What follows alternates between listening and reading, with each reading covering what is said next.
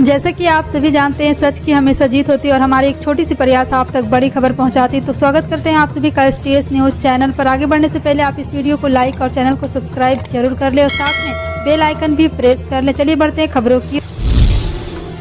बता दें, बिहार में सत्ताधारी दल जदयू में सब कुछ ठीक नहीं चल रहा है। मुख्यमंत्री नीतीश कुमार और संसदीय बोर्ड के अध्यक्ष उपेंद्र कुशवाहा एक दूसरे पर लगातार निशाना साध रहे हैं। अब उपेंद्र कुशवाहा ने दावा किया है कि कुछ लोग नीतीश कुमार को घेर कर उनसे गलत काम करवा रहे हैं। कुशवाहा ने इस दौरान नीतीश कुमार को खास सलाह भी दी। दरअसल उपेंद्र कुशवाहा के जदयू छोड़ने की खबरें जोरों पर है। वे लगातार नीतीश कुमार के खिलाफ बयानबाजी कर रहे हैं। नीतीश कुमार भी कई बार खुलकर कह चुके हैं कि उपेंद्र कुशवाहा को जहां जाना है वो जा सकते हैं। उन्होंने जदयू में कोई नहीं रोका है।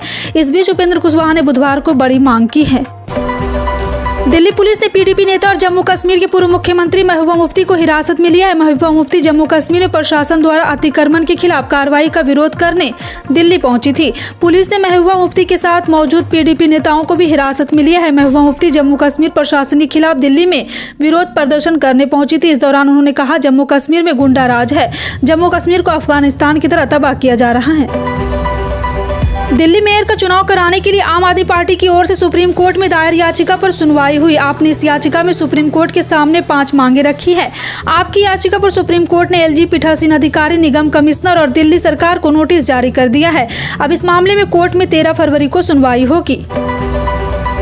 असदुद्दीन ओवैसी ने लोकसभा में सरकार को जमकर घेरा। असदुद्दीन ओवैसी ने लोकसभा में सरकार पर मुसलमानों की शिक्षा, पैसे के अभाव में पढ़ाई छोड़ने को लेकर सरकार पर सवालों की बौछार की और कहा है कि जो देश की आबादी में 19% की हिस्सेदारी रखती है उसके लिए अभिभाषण में एक लाइन तक नहीं थी। असदुद्दीन ओवैसी ने हेट स्पीच का मुद्दा उठाया और कहा है कि कोई एक महीना ऐसा नहीं रहा जब मुसलमानों को कत्ल की धमकी ना दी गई हो। उन्होंने कहा, क्या नरेंद्र मोदी की सरकार तिरंगे से हरा रंग निकाल देगी? क्या नरेंद्र मोदी की सरकार तरबूजे पर प्रतिबंध लगाकर यह आदेश जारी कर देगी कि नागपुर का संतरा ही खाया जाए? दिल्ली नगर निगम के मेयर पद चुनाव मामले में सुप्रीम कोर्ट ने उपराज्यपाल LG को नोटिस जारी किया। ये नोटिस आम आदमी पार्टी और उसकी मेयर पद प्रत्याशी शैली ओबराय की याचिका पर जारी किया गया। 13 फरवरी को मामले पर सुनवाई होगी। आम आदमी पार्टी की याचिका में कहा गया है, नगर निगम चुनाव के परिणाम आने के बाद 2 महीने बीत चुके हैं, लेकिन अब तक महापौर का पद खाली है। पार्टी की तरफ से वरिष्ठ वकील अभिषेक मनु सिंघवी ने बताया कि मेयर पद चुनाव के लिए गलत प्रक्रिया अपनाने की कोशिश की जा रही है। लोकसभा चुनाव 2024 के लिए यूपी में बीजेपी ने अपनी तैयारी शुरू कर दी। पार्टी के प्रदेश संगठन में बहुत जल्द फेरबदल हो सकता है। साथ ही बीजेपी के सुहेलदेव भारतीय समाज पार्टी के साथ लोकसभा चुनाव में गठबंधन की संभावना बढ़ गई है। यूपी बीजेपी अध्यक्ष भूपेंद्र चौधरी ने कहा, संगठन में बहुत बड़ा परिवर्तन नहीं होगा, लेकिन बहुत जल्द आंशिक पुनर्गठन किया जाएगा। उन्होंने ये भी कहा है कि राज्यभर भी हमारे साथ रहें और निश्चित रूप से अगर विचारधारा सहमत है तो उन्हें अपने साथ काम करने का पार्टी अवसर देगी। जेडीयू नेता उपेंद्र कुशवाहा ने जेडीयू और आरजेडी के बीच डील को लेकर सवाल उठाया है। लगातार वह यहां कहते रहे हैं कि क्या डील हुई, यह जनता जानना चाह रही। बुधवार को मीडिया से बयान दिए हैं। उन्होंने खुद ही इस बात का खुलासा किया है कि जेडीयू और आरजेडी में वो किस डील की बात कर रहे हैं। आज बयान में उन्होंने खुलकर नाम भी लिया है और कुशवाहा ने कहा कि वो जेडीयू में है और पार्टी को मजबूत करने में लगे हैं। उपेंद्र कुशवाहा ने कहा है कि वो बार बार आग्रह करते हैं कि अगर मुख्यमंत्री चाहे तो जब चाहेंगे वो जाकर बात करने के लिए तैयार हैं। दिल्ली के उपराज्यपाल VK सक्सेना ने फीडबैक यूनिट मामले में उप मुख्यमंत्री मनोज सिसोदिया के खिलाफ केस दर्ज करने की मंजूरी दे दी है। CBI ने दिल्ली सरकार की फीडबैक यूनिट पर जासूसी का आरोप लगाते हुए सिसोदिया के खिलाफ केस दर्ज करने की अनुमति मांगी थी। इसके बाद अब LG सक्सेना ने भ्रष्टाचार निवारण अधिनियम 2018 के तहत केस दर्ज करने की मंजूरी दी है। LG ने इस मामले में अनधिकारियों के खिलाफ भी कानूनी कार्रवाई को लेकर केंद्रीय गृह मंत्रालय को पत्र लिखा है। प्रधानमंत्री नरेंद्र मोदी बुधवार को प्लास्टिक की बोतलों को रिसाइकिल करके बनाई गई जैकेट पहनकर संसद पहुंचे। उन्होंने आसमानी नीले रंग की बदगले और यहाँ पे जैकेट पहनी हुई थी और इंडियन ऑयल की अनबॉल्ट पहल के तहत बेंगलुरु में चल रही इंडिया एनर्जी वीक 2023 में प्रधानमंत्री ने सोमवार को रिसाइकिल प्लास्टिक से बनी यूनिफॉर्म लॉन्च की थी। इस कार्यक्रम के दौरान उन्होंने कहा कि प्लास्टिक की बोतलों को कपड़े बनाने में रिसाइकिल करने की पहल मिशन लाइफ को मजबूती देगी। इस कार्यक्रम में प्रधानमंत्री ने कहा था, ग्रीन ग्रोथ एनर्जी ट्रांजिशन की दिशा में भारत के ये बड़े प्रयास हमारे लिए मूल्यों को भी दर्शाते हैं। कर्नाटक में सरकार फिर से लौटा कर लाना बीजेपी हाईकमान के लिए एक बड़ी चुनौती है। मोदी शाह की जोड़ी किसी भी सूरत में दक्षिण इस बेहतरीन और अहम सूबे को अपने हाथ से नहीं जाने देगी। लिहाजा एक खास रणनीति बनाई जा रही है जिससे लोगों का गुस्सा कम और बीजेपी को पूरे मन से वोट दें। हाईकमान को पता है कि बसवराज मुंबई सरकार के मंत्रियों से लोग खुश नहीं है। इंडियन एक्सप्रेस की खबर के मुताबिक मुंबई कैबिनेट के कई मंत्रियों का टिकट कट सकता है। यही नहीं 20% विधायकों को भी टिकट से महरूम रखा जा सकता है। गुजरात में मोदी शाह की जोड़ी ऐसे ही प्रयोग करके ऐतिहासिक जीत हासिल कर चुकी। गुजरात में भी सरकार से लोगों को संतुष्टि नहीं थी।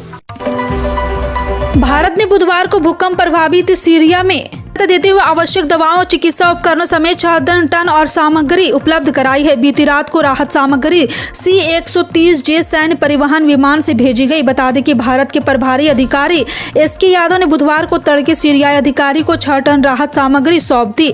दरअसल तुर्की और सीरिया में रविवार को 7.6 तीव्रता का भूकंप आया था, जिसकी वजह से करीब 10,000 लोगों की मौत हो गई और कई सारी इमारतें क्षतिग्रस्त हो गई हैं।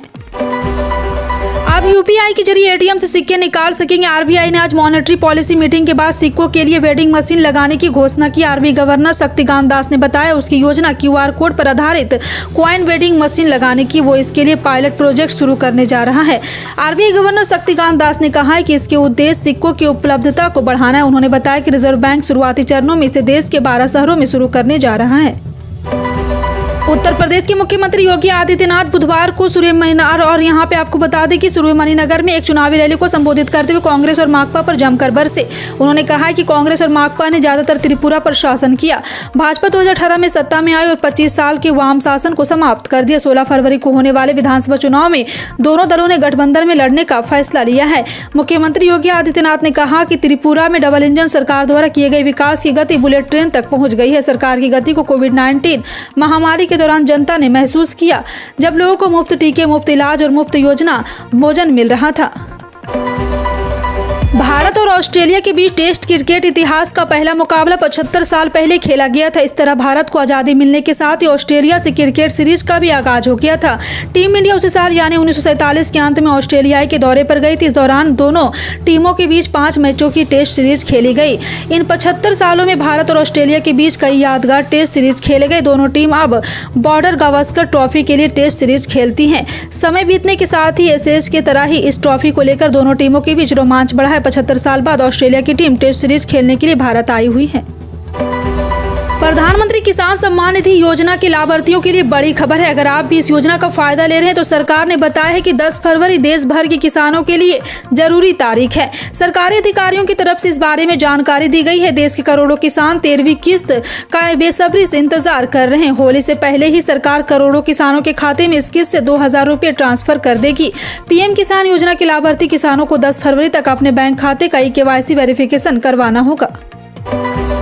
कच्चे तेल के भाव में उतार चढ़ाव के बीच भी भारतीय बाजार में पेट्रोल डीजल की कीमतें स्थिर है। आज इंटरनेशनल मार्केट में ब्रेंट क्रूड ऑयल की कीमत $83 प्रति बैरल के पार पहुंच गई, लेकिन राष्ट्रीय स्तर पर इसमें कोई फेरबदल देखने को नहीं मिल रही। अंतर्राष्ट्रीय बाजार में बीते सप्ताह कच्चे तेल के भाव में नरमी देखने को मिली थी। ब्रेंट क्रूड ऑयल की कीमत $80 प्रति बैरल के नीचे थी, जबकि आज फिर ब्रेंट ऑयल के रेट में उछाल देखने को मिल रहा। आज इसकी कीमत $83.72 प्रति बैरल तक पहुँच गई है।